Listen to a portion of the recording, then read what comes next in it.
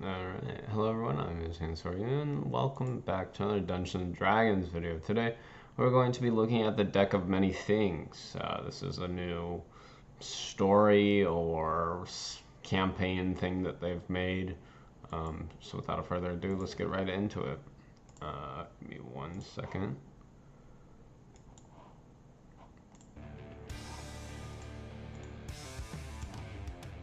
I don't know if you can tell, but I love whimsy, which is great news because we're talking about the Deck of Many Things today. I'm Jason Tondro, and I write D&D books. I'm Bree Heiss, and I get to fill those books full of beautiful art. Everybody remembers the first time they draw from the Deck of Many Things. The deck is I haven't. a collection of magical playing cards that transform your character and your campaign every time you draw them. Now, most of the cards are good, and they reward you with things like a very powerful magical item, or maybe they advance your character in level. But some of the cards are bad. Oh, no. And I mean really bad. So you might have to duel death single-handedly. I could totally do that. Or it might transform your soul, trapping it into another dimension. Not my soul, no. I don't have one. It's totally fine still.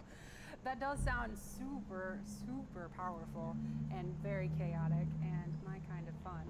Tell me about one of your favorite Deck of Many Things stories. The deck has been really, really terrible to me, but it makes for good stories. So my friends like to remind me about all the times that I got trapped in the donjon for 100 years, or got a powerful demon as an arch enemy, or my wizard just lost all of his intelligence points. That's really important. Nice. I don't know about you, but I'm really excited for people to get this in their hands. First off, let's talk about the book.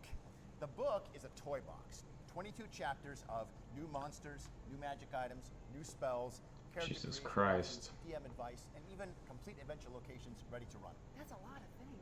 You also get the Deck of Many Things with it, which used to be 22 cards, but is now 66 cards, which means Oh! you have 3 times as much, which Oh! means Chaos is now customizable. This also comes with a card reference guide, which is full color and full of illustrations. It's beautiful. Thank you. There's a lot of beautiful things about this product, including the cards themselves, which have gold edges and a custom foil Ooh. imprint on Ooh. them. And I really Ooh. just want to take them with me everywhere. That's cool. The Deck of Many Things is the magic item everybody wants, because you never know what sort of incredible chaos is going to happen when you draw a card from that deck. But that's always the beginning of an excellent story that you get to tell over and over. What's one of your favorite things from the deck? Oh, I love rolling dice, and there are so many opportunities to roll dice with all of the random tables in this product. Tables are really fun and super helpful.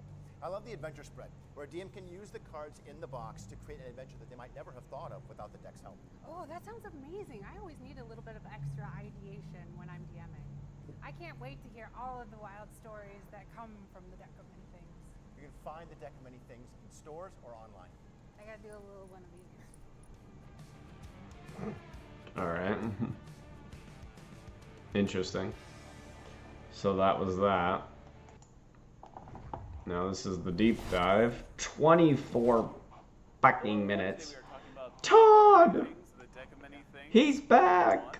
First off, tell me about this product. I'm really excited for it because we do get a book, player options, adventure hooks, all this content, and then we physically get cards.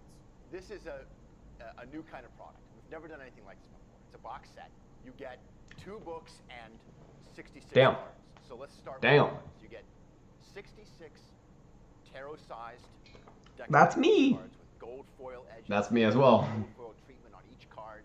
This triples the size of the deck. So you have the original Damn. classic deck of 22 cards. But then That's you also crazy. get 44 more new cards, which we call the deck of many more things. And we did this so that you could deck build your deck. The idea that you can build a deck of many things What? that's perfect for your table and for your players and Oh, for I the story see. that you want to tell. Right? And you can just include the cards that you want. So that's the deck. Then we have an 80-page hardback reference guide to the cards Ugh. that illustrates every card and gives all of their interpretive meanings. Every That's card crazy. has a place, a person, a monster or hazard, a treasure, and a situation. And then, because the card can be reversed is or upside nuts. down, there's 5 more meanings for all of those. So every card can be read 10 different ways, depending on where it appears in the spread and whether it's face up or upside down. And the guidebook also explains how to use it as an oracle deck. We have a bunch of sample spreads, 1 card, 3 card, 5 card spreads for using the deck. That's crazy. The adventure spread, which is a way that a DM can use the Deck of Many Things to outline an adventure. You place 9 cards in a particular pattern.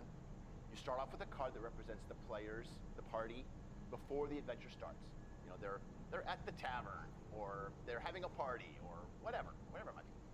And then another card crosses over that to be sort of inciting event, the thing that kicks the adventure off. Some guy staggers into the tavern with an arrow in his chest and a map in his hand, you know, like whatever. And that's the second card. Then you have a card for the journey that represents the journey to the adventure. Good Lord. A card for the doorway, the entrance to the adventure, whatever it might be. And then a number of challenges. We use 3 in our example, but you might have more or fewer depending on how much time you have in your game session. And then a final treasure card with the guardian card over top of it, protecting it, right? Let me tell you how I knew that this system worked. So James Wyatt made this whole system work. I came up with the basic idea for the adventure spread, but Wyatt is the person that executed it and made it work. And to test it, he picked 9 cards from the classic deck, and he laid them out in the adventure spread, and he created an adventure from it. And we reprint that in the book. Oh, nice. So you have a sample. Yeah. The same one that James used to test it. But then, Dan Dillon, who's also a writer on this project, took the same cards, rearranged them, and placed them out in a new order, just shuffled them. And then he made a different adventure with those same 9 cards. And then Carl Sibley, who's also a writer on this project, did the same thing again. Yeah. And when I knew that we had made 3 different adventures, wildly different adventures from the same 9 cards, that's when I knew that it worked. So that's the cards Cool. and the guidebook. Right. Then we get this. We get He likes the pointing. 92 pages of Ugh. almost every kind of game content. That's a lot of fucking reading. Right? So you've got character options, like there's a feat, this Cartomancer feat, there's new spells, there's 2 new backgrounds, there's 50 magic items, but then Holy there's shit. also stuff that isn't in our everything books. You have over 35 new stat blocks for monsters. You've got complete adventure locations for every level, some of which are very sandboxy.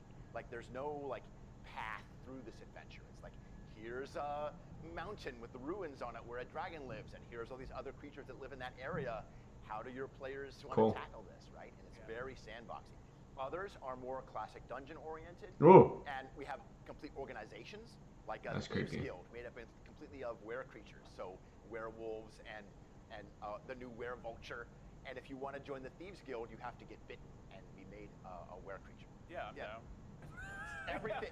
The idea is that it's a toy box book. Yeah. You can just flip to a random chapter and get your mind blown by whatever's in it. It's very appealing for a dungeon master like myself. Yeah. Because I either do way too much prep or not enough. Like I don't have a good middle ground.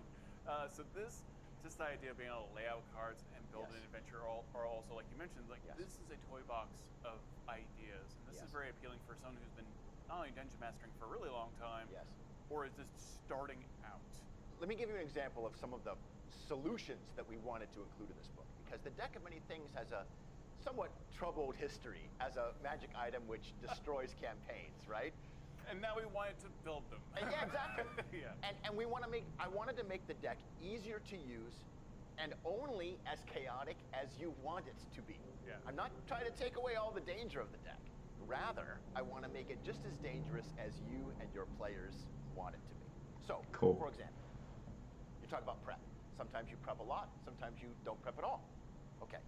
Well, the deck is hard on DMs like that because let's say you draw a player draws the Flames card.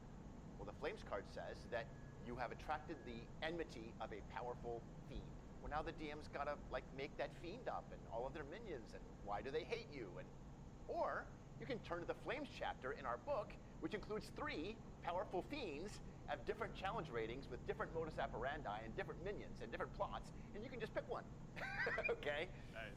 Nice. Draws the Night card. They gain the service of a 4th level fighter. But the DM's guide doesn't give you a stat block for that fighter. And why are they helping you? Yeah. Are they helping you because you drew the card? So instead, we include a construct made of playing cards, the Deck Defender. Nice. Ah, appears nice. And serves you. And it's got a sort of fighter manifestation, but it can also reshuffle itself into a barbarian or a monk, Nice. right? Yeah. And it's a construct and it obeys your instructions. So we give the DM what they need. But we also provide alternatives. Well, maybe you do want them to meet a fighter, meet a warrior that helps them. Well, here's some ideas on how that might happen in play. Traditionally, the Deck of Many Things has a bit of a cosmic slot machine kind of feel to it. Yeah. Like you pull on the lever and something incredible happens. It may be good, it may be bad. Yeah, it may be good or it may be bad. It doesn't have to work that way. The deck does not have to work that way. What if instead it foreshadows future events of the campaign? So if you draw the knight card, a knight can literally just show up, like magically appear out of nowhere and serve you. But maybe it means that you're going to meet a knight in your next adventure who will join your party, right? So then we give you a bunch of options for the DM, like, well, what kind of knight, what kind of warrior is it? And why are they joining the party? And here's some advice and guidance on how to do that, right? And we carry this throughout the entire book. So maybe when you draw the gem card, you are literally showing money, which is what the DM's guide says. But maybe it just means that you find money, or money comes, maybe you win the lottery, or maybe a member of your family dies and you get their inheritance. So the deck becomes telling of your destiny rather than an instant magical effect, which you can still do, but we provide guidance to give you options and choices. That's a lot. That's a lot of content all in one spot. And I haven't even gotten into some of the coolest bits of this book. Well, what are some of the coolest bits? So we've got a whole chapter of puzzles, riddles, and traps that are all inspired by the deck. So a list of 22 riddles that are all have the deck as answers, puzzles and trap rooms. We have the sky of many things, a zodiac of 12 constellations in the sky that in our origin story of the deck served as the original inspiration for the cards themselves. We'll get into this. We talk about where the deck comes from, because we created a new origin story for the deck. We have definitively said in the D&D multiverse, this is where the deck comes from, why it was made, and who it was made for. I don't remember that. Has never done. In that story, Istis, the goddess of fate in the Greyhawk setting, reaches up into the sky and pulls down constellations from the sky and makes them into cards. And that's where the Deck of Many Things comes from. Well, so that means the stars predate the deck. So in our star chapter, you will find the sky of many things, which allows you to find out what the star sign of your character is. and what is the prophecy associated with that star sign. If you were born under the star sign of the rogue, well, rogues are famous for betrayal and treachery. So is your character fated to betray someone? And like every other astrology, it comes with, favorite creature and favorite color and favorite gemstone and all those associations of astrology. So lots of character, kind of, narrative role-playing stuff that you can lean into or reject, depending on whether or not your character wants to get into astrology or not. Yeah. And that chapter also includes a map of some observatories with some adventure hooks and a telescope that will shoot you across the multiverse. Nice. Yeah, so there's every chapter. That's a cannon, not a telescope. There's many just crazy, mind-blowing ideas that we could fit in there. Whole chapter of monsters. Another chapter that details the Grim Harrow. For those of you that remember the deck, look you at draw the him. skull card. It summons an avatar of death. Yeah. And you have to fight it by yourself. If anybody else tries to help you, they get their own avatar of death, right? Well, what happens when the avatar of death kills you? The answer is, you become an undead. And like all the other victims of the skull card, you are drawn to a demi-plane where all of these undead killed by the skull card live. or unlive. Oh, yeah. And they now hunt throughout the multiverse to find every copy of the Deck of Many Things and destroy it, because that's the only way that their undead curse will end. They call themselves the Grim Harrow, and they are an undead wild hunt that travels through the multiverse, hunting down your Deck of Many Things to destroy it and anybody who gets in their way. Turns every Deck of Many Things into a ticking time bomb. That's fantastic. Right? Yeah. But there's also good aligned groups, like the Knights of the Solar Bastion, which you will find in the Sun chapter. They live on this giant metal plate that orbits a star. And they patrol the multiverse to warn people that find the deck about its dangers. And they're benevolent, they're a good group, but they're stretched very thin across an infinite multiverse, so they always need help, right? They're patrons, quest givers, potential allies. And the book is filled with all kinds of these organizations or locations that you can drop into your game. Multiple chapters deal with how the players could get a deck of many things. We have a mid-level or high-level adventure location where we go back to the location of Gardmore Abbey, the ruins of Gardmore Abbey box set, which have a lot of loyal fans, and the deck of many things was integral to that adventure. Well, so we go back to that location. But now the dragon that used to live in the basement has gotten bigger, and now lairs atop the mountain, and the deck of many things is in his hoard. So if you can deal with him, you can get the deck there. But maybe you want something a little bit lower level, Right. a little bit more role-playing focused. Yeah. Well, now you can go to the Fairy Market, run by a Moonstone Dragon, where Ottlewin, the Nilbog, will read your future with a curated deck of many things, a little 8-card deck of mostly low-level problems and good things. There are some bad cards in there, but there are things that you can work through. And Ottlewin will read your future and let you draw from the deck if you will pay his price. Right? There has never been an official origin for the deck, but there have been suggested origins or rumors or stories that people tell about the deck in the various versions of our game. And we homage all of those while also creating our new origin. And Mackenzie DeArmas, one of the designers on this book, really took the lead on this and created the characters of Asteria and Uriel. And Asteria's on the cover. Okay. Uriel's on the back. There's 22 cards in the classic deck, but only one of them has a name. Uriel is the only card in the deck that has a personal name. Yeah. So she's obviously important to the deck. And she's older than the deck. She has to predate the deck if it's got her name in it. So Aww, look at Granny Medusa. Medusa druid. And Asteria is a princess, former princess of a coastal kingdom. And she's autistic, and in an accident, she got swept away by the waters and discovered Uriel's lair. Well, as Mackenzie puts this, and I can't tell the story as good as her, if your best friend is a Medusa, not meeting eye contact is a really good habit to have. And that was where the idea came. And Mackenzie really leaned into it, and she did a ton of work on it. And she's created this fantastic character, the first autistic protagonist in D&D. Deck was created because Uriel and Asteria get in trouble. Uriel's in prison, and Asteria tries to rescue her, but the odds are too great. And finally, she gets the attention of Istis, the goddess of fate, and says, listen, we're going to rewrite our destiny. We're gonna get a new fate. And that's where the cards come in. So the deck is created for Asteria to save Uriel.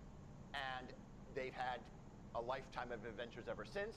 Uriel's mostly retired now. She lives in the Outlands, and they've got a home together there. But Asteria has never aged since that moment. Her life seems somehow tied to the deck, that maybe as long as the deck exists, she can't die. And so she's continued to have a long adventuring career. But they serve narratively as a source of truth about the deck, a source of information. So if the players want a copy of the deck, or they've got one, and they don't know how to use it, they don't know what its dangers are, or maybe they've used it and they've gotten some bad cards and they need to fix some pretty bad problems. Maybe one of them has had their soul whisked off to the void, or they become trapped in the donjon. Asteria can help the donjon. if they can earn her trust. I love There's that. two new backgrounds. One's called the Rewarded, and the other is the Ruined. And the idea is they are for characters whose lives have been transformed by the deck or by some other important life-changing event, right? So maybe you were on top of the world. You were successful in your career. You had a happy family life. Everything was going right for you, and then you drew a card for the deck of many things, or some other terrible thing happened, and now you've lost it all. Yeah. And now you are an adventurer out of desperation, because all other career options are lost to you. Right? Oh, yeah. And that's the Ruined. Or the opposite. You were pretty desperate. Maybe your life was pretty rough. Tragedy has struck you. You're struggling to get by. But then draw from the deck of many things, and suddenly you have magic powers, or you're fabulously rich, or whatever. And now you can do the one thing you've always wanted to do with your life, go on an adventure, right? So both of these two new backgrounds, the Rewarded and the Ruined, like our other backgrounds in recent products, include free feats. In this case, you pick from a collection of feats that are in the player's handbook. And the feat that you choose represents how you have survived or what you gained when the life-transforming event took place. Oh, perfect. Right? We have 4 chapters that are kind of specifically aimed at the various character groups. So there's a chapter for warrior types, a chapter for arcane casters, a chapter for religious characters, and a chapter for kind of skill-focused characters like the rogue, the bard. And all of these chapters have a character background, a table where you can draw a card from the deck of many things to get an idea about your character's background, right? Some element of narrative that goes into your character's story. Nice. We have a whole chapter in this book on how to use cards as in your game to do everything from random monster generation to NPC creation. And PC creation, And, really. and player character creation, exactly. So cards are a wonderful physical tool that in some ways, have a lot of advantages over dice. Dice are fun. I love my math rocks. But there are things that cards can do that sometimes a die roll is a little bit not quite so good at. For example, We are going to take a break from this. I will be back later. All right, let's continue. PC creation, really. and player character creation, exactly. So cards are a wonderful physical tool that in some ways, have a lot of advantages over dice. Dice are fun. I love my math rocks. But there are things that cards can do that sometimes a die roll is a little bit not quite so good at. For example, I need to randomize a number from 1 to 22. Yeah. Because I've got 22 cards in this deck. Yeah. Well, that's easy to do with cards, right? And also you can manipulate the deck. So you can create an encounter deck, for example. Let's say you have 2 different decks that you built of monster encounters. And as the players go through the first deck, things get more dangerous. As they explore the forest, things get more dangerous, and you start putting in cards from the second deck, which is like the Undead Ruins, right? Right. And every encounter that they encounter, every monster they encounter, that card gets taken out, and a new, more dangerous card gets put in, right? That sort of deck manipulation Fuck stuff is that? is very easy to do with cards, but harder with dice. Right. And that's just an example of some of the many tools that this chapter offers. This is also an interesting element because we have renamed 2 of the cards.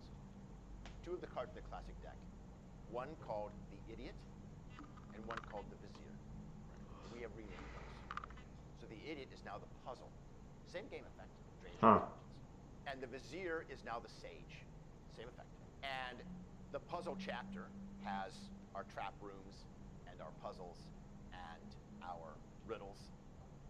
And the Sage chapter is the one dedicated to arcane spellcasters. That's where you will find the new Cartomancer feat that allows you to use cards as your arcane spellcasting focus and allows you to put a card up your sleeve with a spell in it. Yeah. So you can take a card, put a spell in it, slide it up your sleeve, and then cast it as a bonus action at some point, whenever you want. And there are a few new spells. There's 44 new cards in the deck of many things. And we divided those into 4 groups. Heroes, treasures, monsters, so there's a card for every creature type.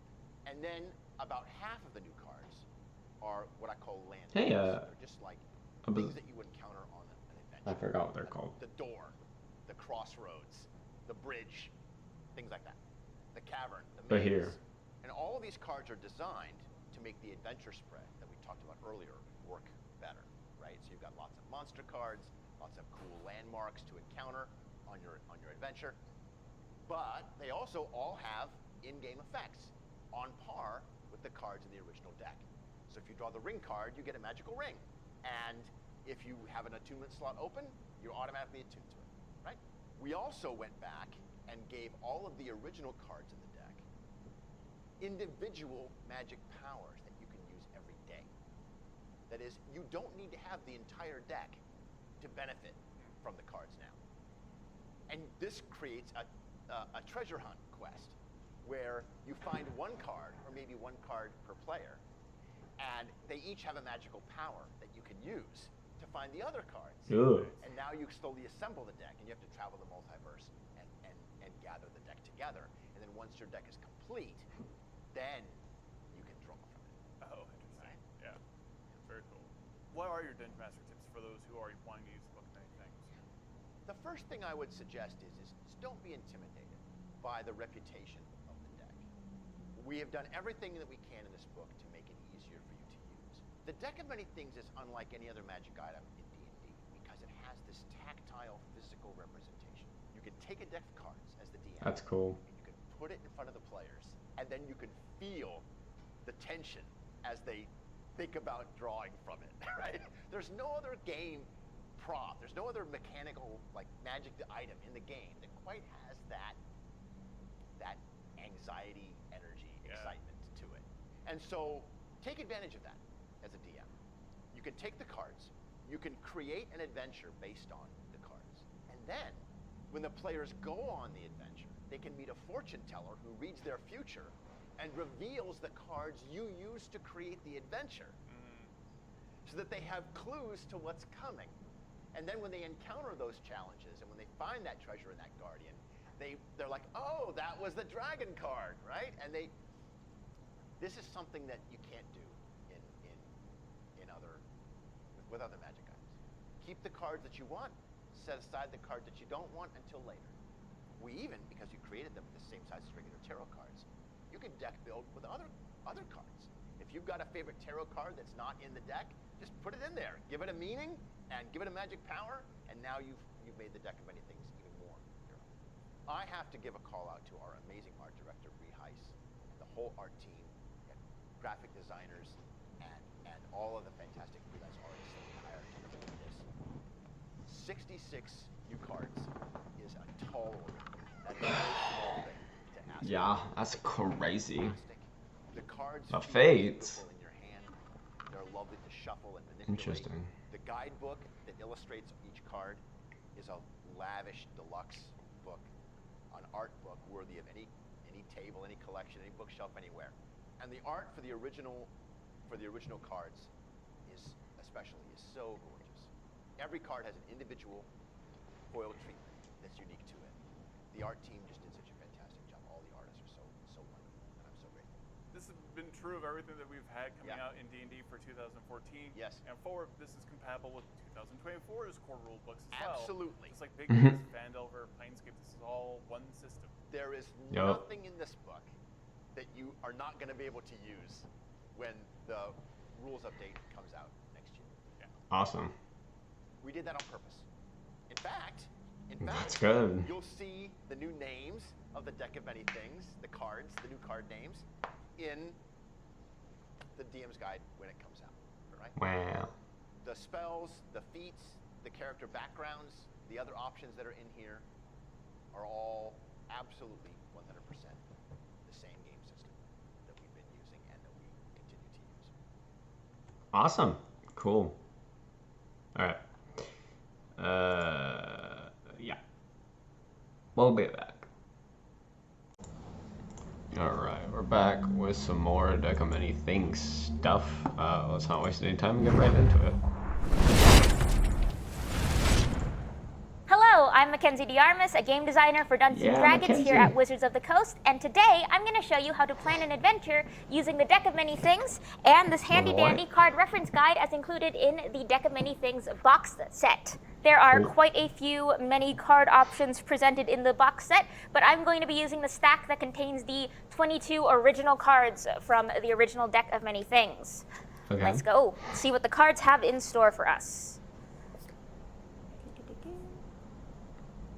So Comet, Balance, Interesting. Gem, Okay, Burial, Rogue, and Ruin. Gosh, this really does make me feel and like a Moon fortune teller for and your players. Throne.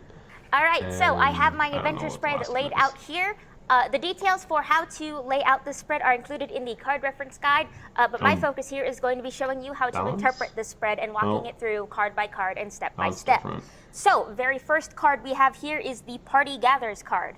This card represents the situation the characters are in before the adventure starts. It might be a place where they meet, a person they're visiting, a treasure they're drawn to for different reasons, or a dangerous creature unrelated to the adventure to follow. And in that position, we have the Comet card. I'll move that card over so we can see it. So this is the Comet Oh. upright. So according to our handy-dandy reference guide here, the comment can mean many things, but the ones that stand out to me are either the place, which is a place with a connection to astronomical events, perhaps an observatory or a meteorite's crater, or a situation that is a crisis about to spiral out of control. I'm personally very taken by the idea of this being a crater or a dig site, perhaps an archaeological dig site. So we'll keep that in mind as we proceed down the spread. Next is going to be this card that lays on top, which is Adventure Begins card. Place this card across the first card to represent how the adventure starts. It might be a situation that starts the action, an individual who gives the adventurers a quest, or an attack by a creature that prompts the party to follow it to its lair. And we have the Balance card. The Balance card can mean a fair-minded person who can see multiple perspectives and judges impartially, or it could be a treasure with value to two competing factions, or with two equal magical powers. So, given that we've kind of established that this adventure is going to take place in this crater, this dig site, I love the idea of like a powerful magic item that could be worthy of two factions. So let's say that we are having our players investigate this meteorite crater or a dig site. They've been sent here on behalf of some sort of entity that has an invested interest in what is stored at this dig site. But this dig site is being currently helmed by an opposing faction or an opposing society. And so the characters have to infiltrate it, and perhaps during the course of their infiltration, they might actually choose to switch sides and betray their employer. Next, we have the Journey card, represented here by the gem. The Journey card describes the transition from the introduction to the adventure location, probably a person, creature, or location the characters encounter along the way. So, obviously, at least to me, based on the fact that we are starting this adventure at a dig site, the logical conclusion to me is that they must go deeper into the dig site. So let's see what the gem card reveals for what is included deeper in that dig site. The gem card can represent a creature connected with wealth, such as a dragon or a zord, or a treasure that doubles as a trap. Since that we're already investigating deep into the heart of a meteorite crater site, I'm really enamored with the idea of venturing deeper into this crashed meteor. And maybe its inside is kind of crystalline, almost like a geode. But in order to get through the layers of the geode, the party has to fight a bunch of zorns or other Earth-like elementals. So next we have the entrance, which describes the entrance to the main dungeon or adventure location. It might represent a creature that guards the entrance, or the physical details of the entrance itself. In this case, given that we have constructed an adventure so far about journeying to a crashed meteorite's core, this would be whatever guards or locks off the center of the meteorite. The Uriel card can be somewhere with commanding views, such as a watchtower or a high promontory. It could also be a situation that rewards or requires careful observation, such as surveillance. Let's do something that has to do with that concept of commanding views, something very astral or sky-oriented. We can have the central door to whatever lies at the heart of this meteor be like a star map that has to be solved by the players in order to access whatever ruined city might lie in the heart of this crashed space object. Next, we get to the meat of the dungeon, the various challenges. Now, here I have 3 cards which outline the challenges, but you can have as few or as many as you like. I've run it with just 1 challenge for a much quicker adventure, but 3 is your pretty standard one. Up first, we have the Rogue. And the Rogue can be a deceptive person hiding a sinister secret. Pursuit of their own aims trumps any friendship or loyalty. Perhaps earlier in the adventure, we could have the players partner with a guide for the organization that originally has commandeered this dig site, and then it is revealed later that the person turns against them, or perhaps is employed by the same person that they were originally hired with, and if they decide to go against that person and backstab, then that roguish individual perhaps turns against them, and then they have to fight them deep within the depths of the meteor away from any outside help. The second challenge we have here is Ruin.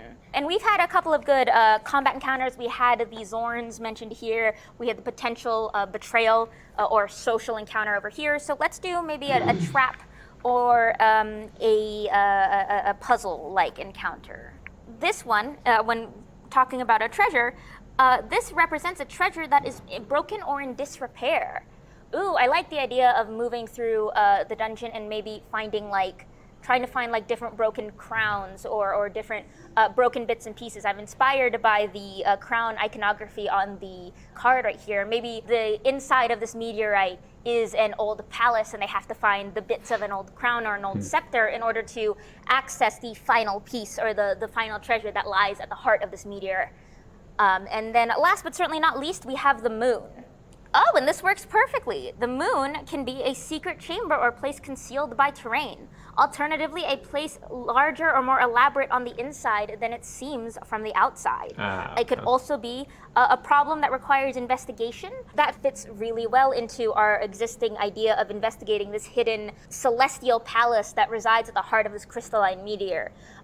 So perhaps as they venture out and they have to find the pieces of this crown or this otherwise like jewel in order to unlock the passageway, they unlock the secret passageway that the moon represents, and they have to navigate it. Perhaps this is more of a survival challenge or a skill challenge where they have to use their survival or perception and investigation skills in order to navigate the winding crevices and passageways that lurk within this crystalline meteor. Maybe the crystalline faces and facets of the meteor itself serve as almost like a hall of mirrors, and they have to navigate and try and not get lost, otherwise they might suffer a level of exhaustion.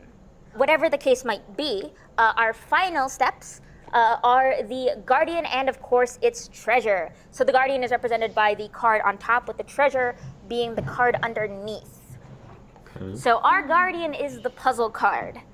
The puzzle, when it is representing a creature or a trap, represents a brilliant creature that relies on careful plans and tactics rather than brute strength. Or a trap that can be bypassed by solving a puzzle or riddle.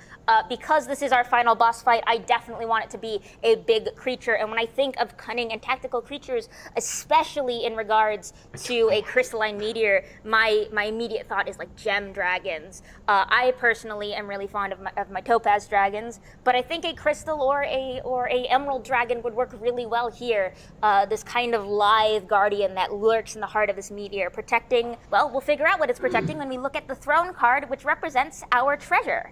The throne card very aptly represents, when it comes to treasure, a ruler's regalia or a magic item such as a rod of rulership that imparts magical authority. I quite like having a very celestial themed rod of rulership. A rod of rulership is a very powerful item, and it would make sense that we've got various competing factions trying to vie for it. Plus we can add a bunch of other magical things, perhaps other mundane treasures from whatever celestial kingdom this palace inside this meteorite once ruled over, that the gem dragon now guards. And there you have it. That is the basics of the adventure spread. Now, of course, there's many flexible details here that you should go forth and detail out, but with that, in about like 10-15 minutes, I have a full outline for an adventure I can run for my party. So, to recap, our adventure starts at the edge of a meteorite crater. A big crystalline meteor has come here and struck down, and a scholarly organization is investigating it or studying it. But the characters are being tasked by a competing faction to infiltrate the dig site to try and grab the treasure before the folks who are commandeering or leading the dig site operation can find it. As they journey through into the dig site, into the meteorite itself, they are met with these crystalline caverns populated by Zorns that protect their territory and fight off the players. Then they finally reach the gateway to what is the center of the meteorite, which is surprisingly this strange crystalline palace from the celestial heavens. In order to open it, they must make a star map and sort of move these concentric circles or locks in place in order to open the door into this beautiful palace. As they explore, they will encounter many challenges, including trying to put together a piece of a crest or a jeweled crown in order to unlock a secret passage that leads into mirror rooms with all these crystalline facets that can disorient and test our characters' survival skills and sense of direction. There also might be a betrayal, both either from the characters who might decide to ally with the organization that originally is conducting this dig site, or perhaps a person that they request to help from that original organization who realizes that the players are double crossing their organization, and there's betrayal and conflict there. Finally, the players and the characters make their way to the very center of the room, where they meet a gem dragon that is guarding this rod of rulership, in addition to many other treasures left behind by whatever ancient civilization this palace belonged to. The gem dragon is very cunning and tries to avoid conflict, but as this is a boss battle, and we always love a good final boss fight, it ultimately compounds into a full-out fight with this gem dragon in this beautiful crystalline chamber, only for the characters to hopefully come victorious and claim that rod of rulership for themselves. There are over 66 cards in this set, so the possibilities are endless. Good luck out there, all you DMs, and may fortune favor you as you plan your next adventure. Nice. So this is Chaotic Origins of the deck. The deck has existed since the earliest days of D&D. In fact, it was in the original D&D products, what we call OD&D, the old white books. It had 18 cards, and none of them had names. It was constructed out of the face cards from a playing card deck, and the aces and the jokers. Now this is important because when I went to do research on this, I told myself, okay, if there's anything that's been true in every version of D&D, then it will still be true in this book. The problem is there was nothing. There was nothing that was always true, except the deck of many things itself as a name. It had playing cards in it, and it was an item, and that was all that we knew for sure. This informed the whole book because there is no definitive version of the deck of many things. There is no one version. In AD&D, it got expanded to 22 cards, and it got names, but there were also a 13-card version. In other editions, it's been an artifact, and sometimes it hasn't. Sometimes it's been intelligent with its own goals, and sometimes it hasn't. So, if you, as a DM, want to alter the deck and create your own origin story for it, or pick the cards that you want to be in it, or change it, you are doing what D&D has always done. And that's why we leaned into this idea of deck building your deck, because that's the D&D way, to make it your own. It feels like everyone has a story who has interacted with it. It seems like an instrument of chaos that dungeon masters will introduce into campaigns, and that can, I don't know that there has been a magic item that can derail things or make a game as exciting as, say, that magic item. Yes, because every card is a unique effect when you draw it, and some number of the cards are beneficial effects. Hey, treasure is lavished upon you. Hey, you get this other Benny, or you gain a level, or whatever. But a lot of the cards, too, are very destructive and disruptive. You lose everything you've ever owned. You earn the enmity of a powerful fiend. You are trapped in an extra-dimensional dungeon from which there's no escape. Yeah, so it can be quite the campaign disruption if, say, a party member is suddenly vanished away from the group forever.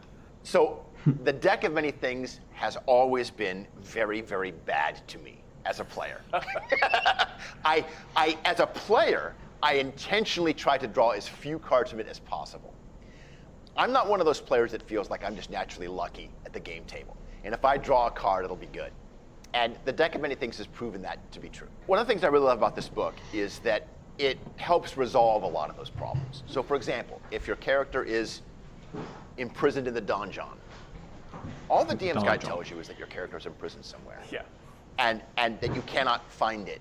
Well, we give you the sphere of the donjon, which is this floating science fantasy prison with kind of some expedition to the Barrier Peaks kind of feel to it. And it's floating through the multiverse. And to get to it, you have to use a Spelljammer ship or one of those transporting telescopes that we mentioned in another previous chapter. And you can get transported to the donjon, and you can try and rescue the person. But we give you the entire dungeon.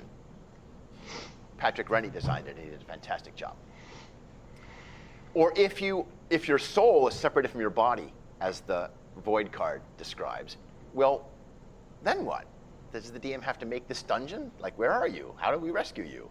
And the answer is, well, you turn to the chapter that's called The Void, and we give you the House of Cards, which is an extra dimensional dungeon that exists just for the deck, just for this card. And at the center of the void, at the center of the House of Cards, is a new monster that is luring all the other party members to the dungeon so it can feed on them. We kind of get into the origin story of Yes. the deck of many things, yes, and so yes. we have a few characters that you worked Yes. In the book, we pay homage to the various incarnations and origin stories that have been Mackenzie's percolated so throughout cool. all of D&D's long-standing history. But we also wanted to create a new origin story for the deck's iteration in 5th edition. This was something that What are you doing, love? Getting ready to go. Oh. Okay. Sure, I have receipts and stuff. Nice. our wonderful book lead Jason Tondro, kind of this imagery that he came up with when he was when we were starting out in the project. This imagery of a god of fate drawing down constellations to form these oracle cards to rewrite someone's fate. As we were getting ready to start the book, we went through the original, or the deck of many things as it is in the Dungeon Master's Guide. And out of all the cards in there, there's only one that has a proper name, that being the Uriel card with its Medusa-like visage. We also knew that the Medusa symbol has been reclaimed in modern times by many survivors of assault and abuse as the symbol not of monstrosity, but of reclamation, power, defiance, and sisterhood. So we had this really evocative imagery of drawing down these cards and this guiding post of wanting to make sure that the story we told centered around Uriel, but also honored the reclaimed meaning of the Medusa symbol.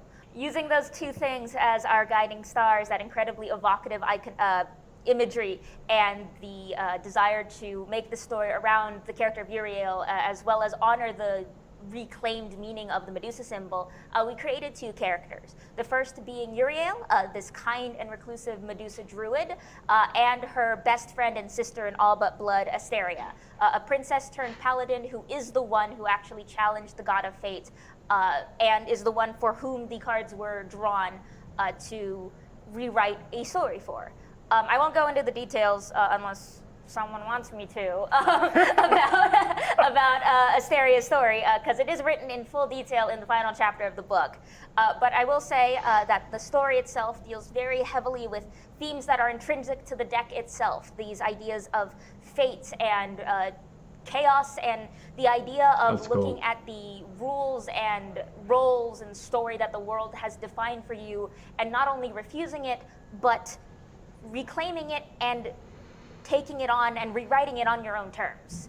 It's a story that has resonated quite a bit with me when we were creating it as an autistic individual, which is why I'm super, super proud of the fact that Asteria is actually our first canonically and intentionally autistic D&D hero in the long-standing history of D&D's publication.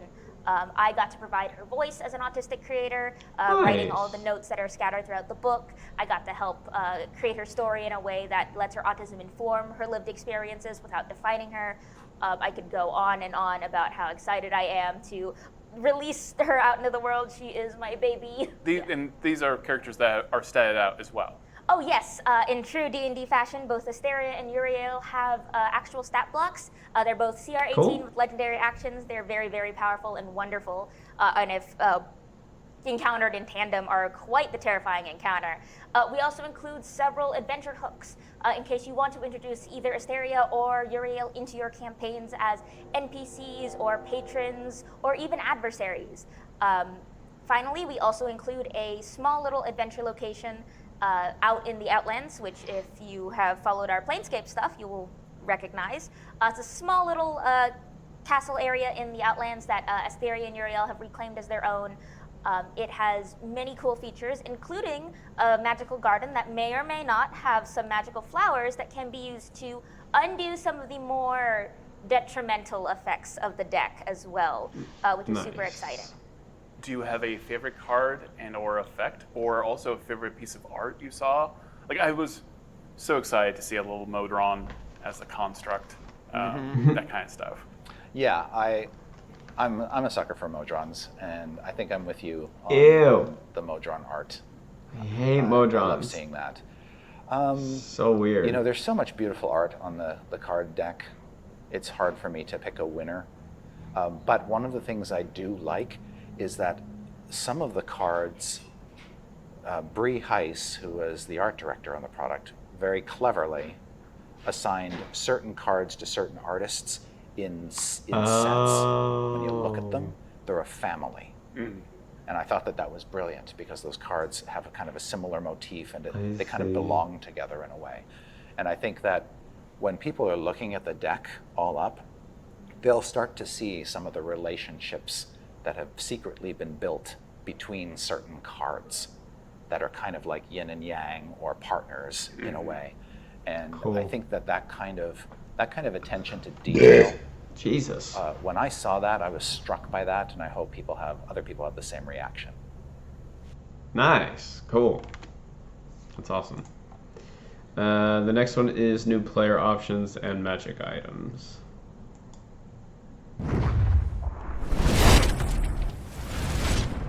Tell me about the player options that we're finding in the Book of Many Yes, Things. there are so many, and they are very, very fun. So we have two backgrounds, the ruined and the rewarded backgrounds, which kind of play on the idea of your character was spurned onto adventuring based on a big turn of fate, whether for the positive or for the negative.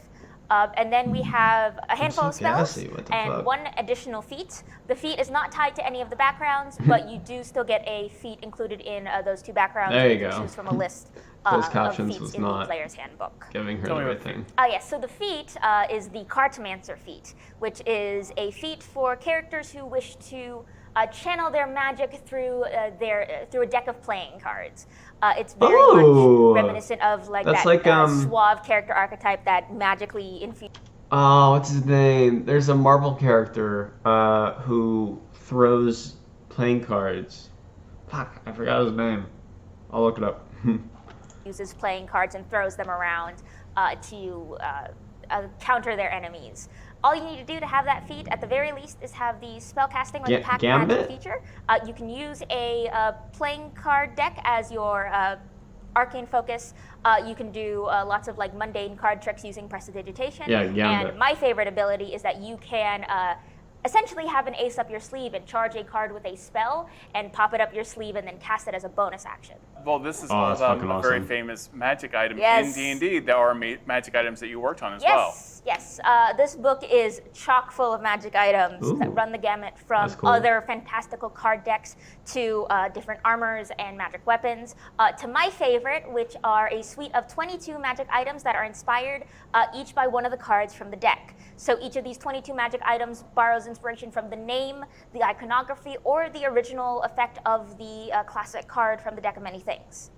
One of my favorite examples is the Warrior's Passkey, which draws its inspiration from the key card. The key card obviously is a key, so in classic fashion, the Warrior's Passkey can be used to unlock things. But in homage to the very classic effect of the key card, the Warrior's Passkey can transform into a magic weapon, as the key card very famously gives the drawer a kind of magic weapon.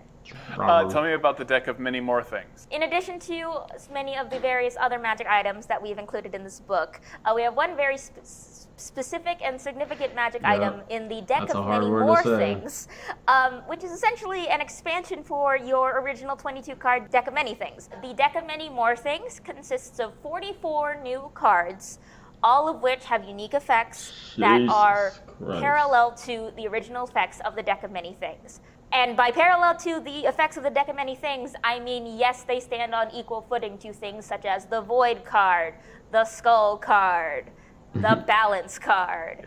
These are all in tandem, and they all work alongside it, and they're all unique. But one of the fun things when we created the 44 new cards is that we got to fill in some of the niches that the original deck of many things doesn't address, as well as just kind of explore and expand some of the effects to be targeted for more role-play inclined characters, for more combat inclined characters, for more min-max numerically inclined characters.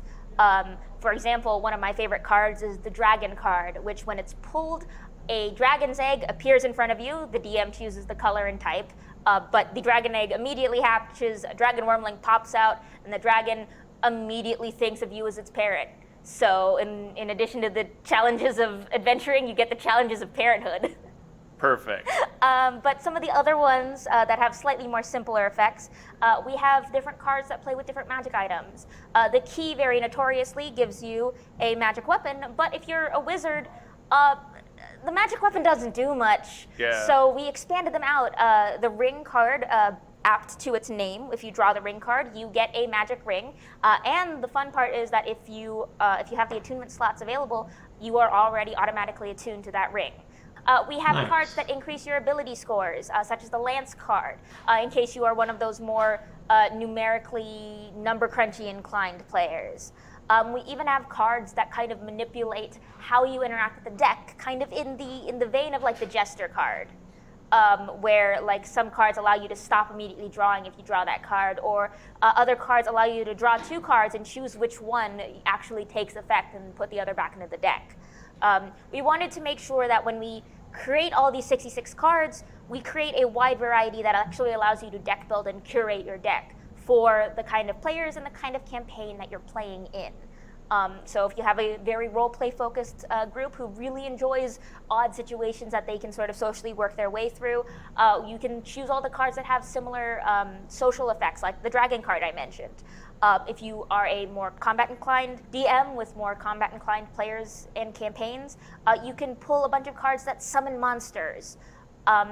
If you want to mitigate your the effects, you can choose a bunch of more positive cards. And if you want to have more horrific effects, you could choose a bunch of negative cards, such as ones that like open up extra dimensional pits or lock you up or Yeah. other things like that. We really wanted to create this wide swath and array of cards so that people could really tailor and build this deck so that way it doesn't necessarily break the campaign. It adds fun new twists and changes that allow the players to take bits of the story into their own hands, but in a way that still fosters that collaborative effort of storytelling that is iconic and central to D&D. Yeah, let's talk a little bit more about the Yep. spells in Yes. in the Book of Many Things. Yes, so we have 3 new spells in the Book of Many Things. We have Spirit of Death, Spray of Cards, and Antagonize. The Spirit of Death spell is kind of inspired by the Skull card of the Deck of Many Things, in that the Spirit of Death spell allows you to summon kind of an avatar of death. The Antagonize spell is based off the Rogue card, which essentially allows someone to turn someone against another person. Yeah. And then you have the house, the Let's Spray of just, Cards spell, like, which is kind of what it says on the tin. The It's Iron very Crown. fun. Those are included in the suite of wonderful players options that are included and scattered throughout the book as well. And again, like everything that we've been coming out with since Yeah. 2014, this is all compatible with Oh, yep. the 2014 rule books, the 2024 core rule books. Yep. This is all one ecosystem. It's all 5e. Yep. These books all work with all of it. Yep, we made sure that all of the things that we presented in this book are going to be compatible with everything moving forward. So whether you're playing in a continuing campaign Nice. or you're waiting to At start least a new they're fucking campaign, smart now you and are are doing that. free to pick and choose these pieces of this book to drop into whenever and whichever campaign you are running. Nice. All right. What's next? We have new characters. And then we have a deep dive, and then that's it for Deck of Many Things.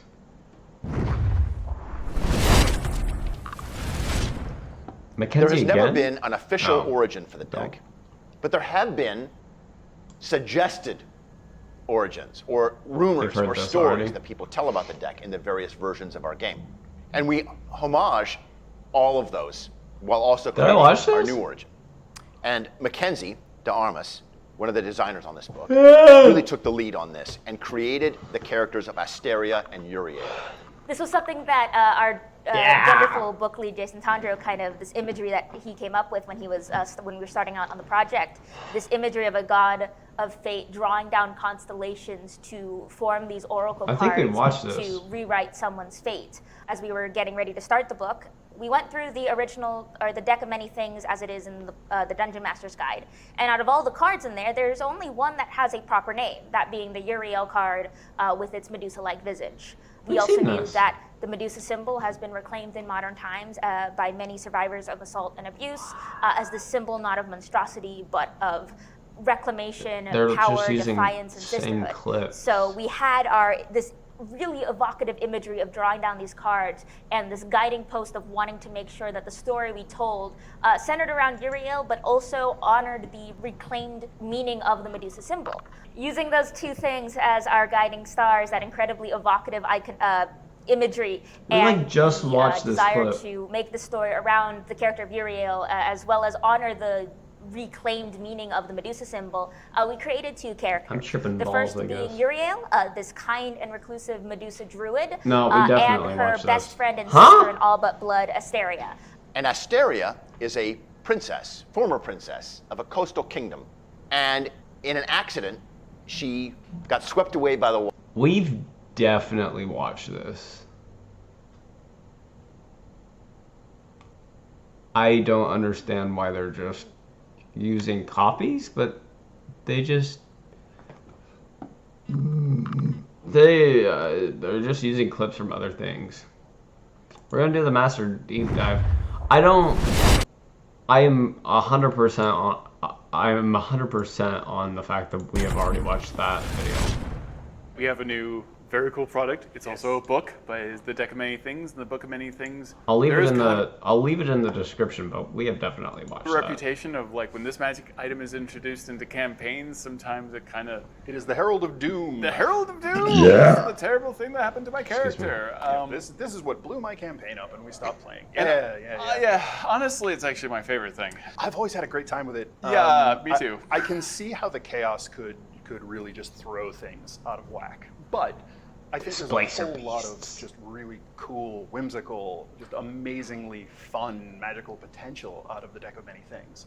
And so it's a shame that it's got kind of the reputation that it does, which is the main point of this product, is to make sure that, you know, DMs Bring and it players have back the tools to for more use this super cool sells. storied More magic sales. item and have a great time with it and not let it ruin their play.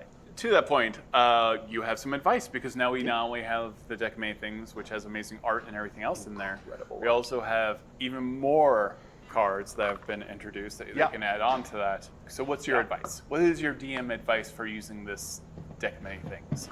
Well, so the way the book is structured is it's broken down into chapters based on the cards. And so having this close to hand will give you some advice when you draw some of the more problematic cards to use, traditionally problematic cards, and give you some really great tools to sort of seamlessly include them into your campaign Ooh. and make them part of the story Spooky. rather than letting them overwhelm or derail it completely. So if we take the Rogue, for instance, when you draw the Rogue card from the Deck of Many Things, it says someone you know or trusted becomes a villain and they're now set against you. Yeah. Great. What does that mean? You know? Yeah. So the Rogue chapter gives you 3 different possible approaches to how this villain enters the scene. They could be someone, the character who knows, who becomes an imposter, and maybe something happens to change their mind. Maybe they were a villain all along and only just now it's revealed. Maybe something has taken that character's place, so it's not actually the person that you knew and trusted. They have been doppelganged or possessed even, potentially. Right. So it gives the DM a nice few options to pick from to help guide Because them. it's a little on the spot, right? Like It is. There's sometimes like, and that's Yeah. both what I do love about the Deck of Many Things is like, yeah, it will put you on the spot as a dungeon master, but having like, I can go right there and have a little bit more support. There's a lot of improvisation and kind of thinking on your feet involved Yeah. in dungeon mastering, but there are degrees of skill, and sometimes the Deck of Many Things wants you to be really, really good at it. Yeah, Otherwise, yeah. things might get a little rocky. Right. This helps a ton by just giving you the prompts and pieces that you can grab and either use them straight as they are or use them as inspiration to, get some idea of your own in a similar vein and going, oh, I could do this instead. Fine. So you worked on some very like somewhat famous areas of this deck to like Yeah. to have explainers for that kind of stuff. Sure, yeah. To have like nice inspiration for dungeon masters. Can Yep. you walk through that? Yeah, sure. So Rogue being the big, one of the big ones that I talked about. Not only do we give the dungeon master advice on how to introduce this new villain into the campaign, but we also give 4 sample stat blocks. Each one is appropriate for one of the 4 tiers that's of cool. play. You have to pick someone who the character knew, and if it's not anybody who's He's so impressive, like our tiny. 15th level rogue who drew the card.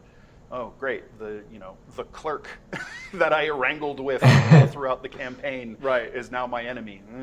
does that mean? Well, there's a tier 4 example of a roguish villain, who this weird. person could now be.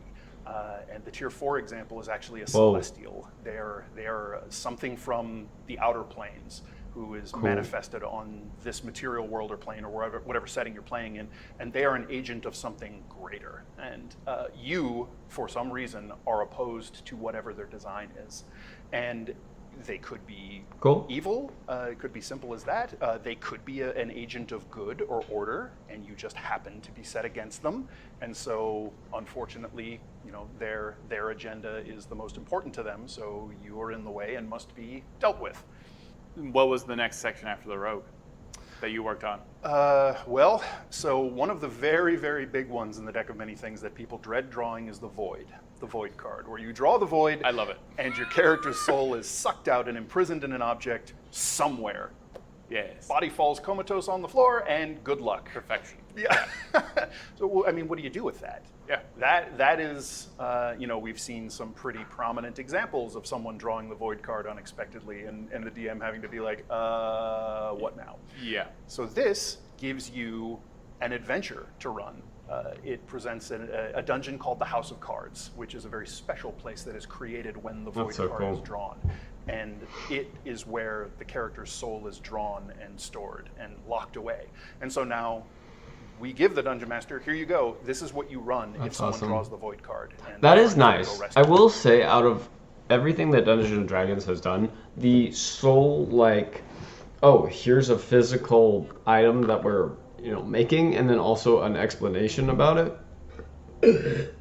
Just that part in general, that's cool. Because they haven't made I don't think they've made any props or better explanation for things. Obviously, the books have explanations and things like that, but sometimes they are confusing. So for them to not only have a physical thing that you can hold in your hand, as well as a different thing that you can completely understand what you're holding, that's pretty cool. I wish they did make more maps or weapon props or things like that, where it's you have this thing, you don't have to just you don't have to pretend of how heavy it feels or how light it feels. You actually get to have it and feel it, and the immersion is just that much greater.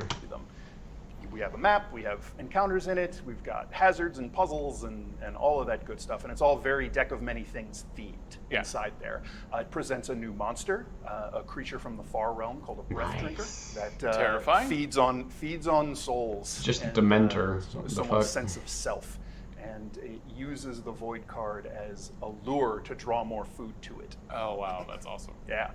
Now, one of the other tricky things about the void card is when you as a player have drawn the void, that kind of means you just get to sit out for the rest of however long it takes to resolve this issue and bring your character back, right? That's not fun a lot of the time. So we give you advice in this as to how to deal with that. And there's a couple different approaches. If you run the void card as written, the character's soul is gone, that character is out of play, you have a couple of options, and we walk you through them. Here's how you can introduce a new character to allow the player to continue to be part of the fun, because that's the point, right? We're sitting around this table to play Dungeons and Dragons together and have a great time.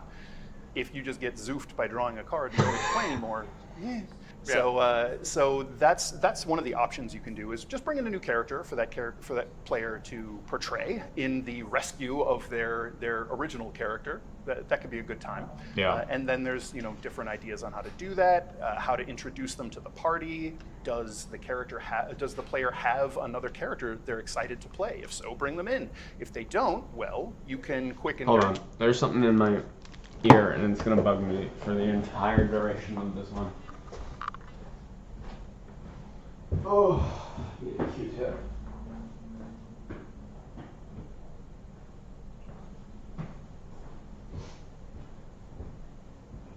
I haven't actually played Dungeons and Dragons in a while. We missed last week with the boys. Hopefully we can get it this week. Just been so fucking busy and stressed and everything. Not that you guys care or want to hear about it, but that's what's going on in my life right now. But, yeah. Oh! All right, let's continue. It by using some NPC stat blocks and letting them play that. And here's some examples. And we point you to a few other places in the book where it's like members of this organization described in one of the other chapters could be part of this because they know about the deck and they might be willing to help, sometimes for their own reasons, but they'll help you get your friend back. Perfect. So if the player is very much not okay with losing their character, if that's very upsetting, if that's not working well for them, or they just can't get into the idea of playing something different, we actually present you an alternative way to run the Void card where the character's soul is drawn away and imprisoned, but they're not taken out of play immediately. They can tell something's wrong. They feel part of them is lost, and they feel this draw to get it back. And so they can actually play their character on a timer before they completely lose themselves and shut down because of the soullessness. So that adds an interesting element of stakes and clock to getting their soul back. And they can, have agency and participate in their own rescue. Yeah, exactly. That's perfect. Yeah. Tell me about what's the next one that you also worked on. The Fates chapter, relating to the Fates card, it has an interesting amount of player options.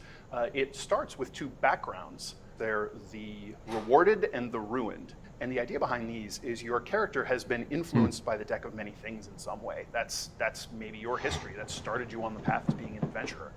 The Rewarded is someone who has been touched by the beneficial fate-changing powers of the deck. And so things have just gone your way for one reason or another. And if the DM doesn't want to be like, all right, now we have to deal with what card you drew, and do you start with a very rare magic item and all that fun stuff. Yeah. It could be because you were in the vicinity of someone who was touched by the magic of the deck, and you kind of got caught in the ripples. Yeah. And it twisted your destiny for good or ill in some way. Perfect. And so the Rewarded has a little bit of that extra boon of fate. And they're just things tend to go their way a little bit. And one of the ways that manifests is they gain a bonus feat. And they can choose from Lucky, Magic Initiate, or Skilled to represent whatever little extra benefit fate is given them. That's cool. And then on the flip side, there's the Ruined. This is someone who is touched by the negative fate ruining powers of the deck of many things. Right. And maybe they lost everything they owned or whatever.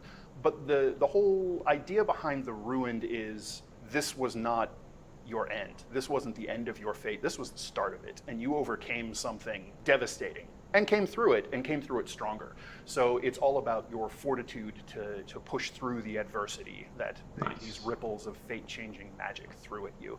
And so conversely, they can start with either the Alert, Tough, or Skilled feats to represent whatever aspect of them has been honed and tempered by their misfortune. Yeah.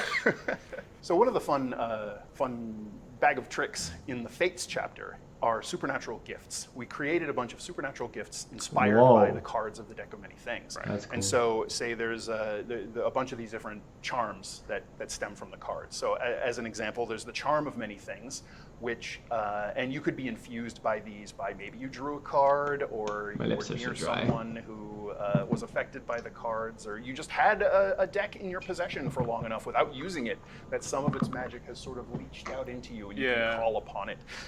If you get the charm of many things, you can actually bestow some of that deck's magic on someone, and you can create the effect on a willing creature of one draw of the deck of many things. Oh, nice. Yeah, you get to use this one time. One of the other things that chapters like Fates and Rogue also have is a big table of heroes of destiny with these sort of destiny traits or ideas. And it's fun because you can draw a card to get your result on this table rather than rolling dice. Nice. And they're sort of grouped by themes depending on what chapter they're in. And they give you and the Dungeon Master just kind of a fun prompt for what happened in your character's life, what is going to happen in your character's life, some person or event that they're connected to, and that's like just like a springboard for here. Use this to tie them into the campaign, to make interesting things happen, to give them goals to work towards or things to think about. I'm really excited to see what people do with the Heroes of Destiny tables. So tell me about Talons. Talons is a dangerous one for players to draw. This is one they won't soon forget because it takes away their magic items. Oh! So yeah, that'll leave a mark.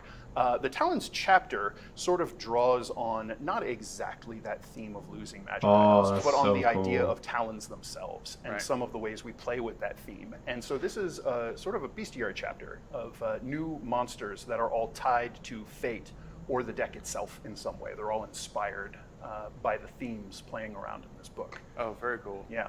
One of them is the Talon Beast, which is a strange, vulture-ish looking creature, and they, much like the card that inspired them, can steal the magic from the things that they attack and they prey upon. Oh, fantastic. There is a new Fey creature called the Riffler. There were Fey spirits who manifested bodies the first time the first deck of many things was shuffled. And they heard the sound of the cards riffling through the multiverse and changing the course of fate. And they just became completely entwined and obsessed in it. And so now they're all about the deck. They search for cards. They steal cards from people. They plant decks places for unwitting folk or maybe sometimes adventurers to find them. Nobody really knows why. They're sort of serving their own agendas. They're very difficult to understand, sometimes beneficial, sometimes horrible. Little Fey creature to run into. I love it. Yeah, they're a lot of fun. Huh, interesting. Awesome. Well, I think that's the end of the deck of many things. So I will continue with the Dungeons and Dragons stuff that we have, but it is not related to deck of many things. So we have a studio update. We also have a worm kill thing, an encounter party, and then Heroes Feast and the highlight for the core rulebooks.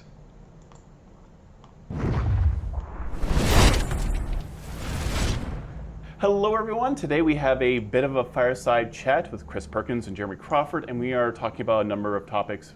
Some of that's going to be UA, but mainly we're talking about the 2024 core rule books and how. I'm actually, you know what? I'm not going to watch this because it's 28 minutes long, and I actually don't really care that much. I will leave the link into the description if you would like to watch it. But, yeah. Damn. Chris, if you ever realize you are trapped in a corporate nightmare destroying the soul of the game you love and you want someone to send in an extraction team to rescue you, blink twice. Damn. So there are highlights, it looks like. So we might do that. Let's see if it is actually a highlight or if it's... Hello, everyone. Today we have a bit of a fireside definitely chat a with Chris highlight, Perkins okay. and Jeremy Crawford, and we are talking about the 2024 We'll watch core this one rule since it's books. 5 You minutes. can think of these books as the culmination of the last decade. These rule books represent that decade of conversation among all of us D&D fans and is our chance to make the foundational books of the game, the 3 core rule books, reflect the best state of the game in 2024. We want the gateway products for the 5th edition line to be among the best looking, easiest to read, most Yeah, because some of your shit is mechanically confusing. robust that we can, so that it's a great first experience for somebody coming into the game. Hopefully for those that have D&D Beyond, they just update the core rulebook and you don't have to buy it again, because otherwise that would be fucking stupid, but I'm assuming they're going to do that anyways. And a part 'Cause of money! creating that experience, we have also endeavored to make it so that these books will work with the products that fed into them. So you will be able to play a 5th edition adventure you already own, like Curse of Strahd, Right. or the Planescape that just came out, or the things coming out between now and the core books. All of those you will be able to use with the 2024 rule books. The key for us is that the new books will not only introduce all sorts of new options, whether it's weapon mastery or bastions or new subclass options, or new Bastions were class actually features, kinda or cool. new equipment, new magic items, on and on and on, new monsters. All of that new is going to coexist seamlessly with the material that is already in the game. And in any case where maybe we have adjusted how something functions, the core rule books will walk right beside you and make it clear how that new functionality interacts with 5th edition books you already have. So you're not going to need like a conversion guide or anything like that. You're going to be able to just get these books and keep playing. At least half of the classes are being revolutionized in terms of how they play, thanks to the introduction of weapon mastery. We have the Bastion system that gives a new kind of mini game that can occur between sessions, and there's a whole lot more that people are going to see. That, you know, the stuff that they love will be there, but tuned up, paired with brand new options, and then you're going to be able to, as so many of us love to as D&D players and DMs, tinker with it all and mix it up in ways that are satisfying for your individual campaign. What excites you the most? Oh gosh. It's hard because combined, the 3 new books, which are the biggest versions of the Player's Handbook, Dungeon Master's Guide, and Monster Manual the game has that is ever kind of had, cool. the 3 combined will be close to 1,000 pages. Holy shitballs! 1,000 pages? Actually, that's not that big. Wait, that's not that big. Hold on. Wait a minute.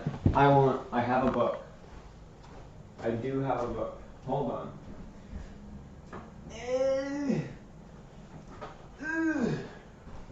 How many pages is this? I have a book from school. Oh, never mind. Never mind, it is as massive as I thought it was. Okay. Let me see here. 740, 937, 963, 89, 91, 94. Alright, so, this right here is 1,000 pages. That is ridiculous. That is like at least a pound, if not 2. Holy shit, that's a massive book. If I had to choose, I'm most excited about how some of the brand new options, when paired with things that are already in the game, That's ridiculous. will not only feel new on their own because they're brand new, but are also going to make old things feel new. Yeah. Because as soon as you pair some of these new options with an old thing, the whole context changes. And there's something like that in just about every part of the game. You know, whether it's, you know, the changing encounter building rules, or the way we're organizing treasure. Treasure! And how that will be noted in the new monster manual, and so on and so forth. That there are all sorts of Dude matches the chair. That's little crazy. beautiful grace notes. They both wear in jeans every for the part of jeans game chair. that bring new options, change your perspective on how that piece of the game works, gives you a new option, gives you new inspiration for making your own content, and so on.